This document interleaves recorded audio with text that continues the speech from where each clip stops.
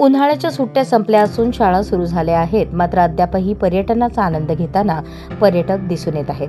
निसर्गरम्य ठिकाणी किंवा पार्कमध्ये साहसी खेळाचा आनंद घेत असल्याचे पाहायला मिळत आहे. दरम्यान सोलापूर जिल्ह्याच्या अकलूज येथील सयाजीराजे वॉटर पार्कमधील फिरत्या पाळण्यामध्ये भीषण अपघाताची घटना घडली.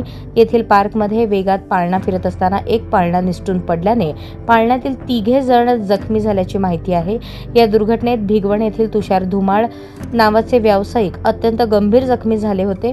धुमाळ यांना तात्काळ अकलूज येथील रुग्णालयात उपचारासाठी हलवण्यात आले, मात्र उपचारापूर्वीच त्यांचे निधन झाल्याची माहिती आहे.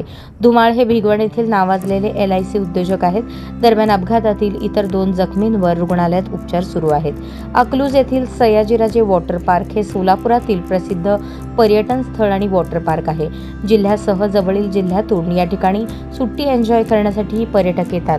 जयसिंह मोहिते पाटील यांच्या मालकीचे हे वॉटर पार्क असून दुर्दैवाने आज येथील पाळण्यात झालेल्या अपघातात एकाचा मृत्यू झाला असून 2 जखमींवर उपचार सुरू आहेत. त्यापैकी एकाच्या मानेला फ्रॅक्चर झाल्याची माहिती आहे, तर पाळण्यातील 3रा व्यक्ती घाबरला असून तो किरकोळ जखमी झाला आहे.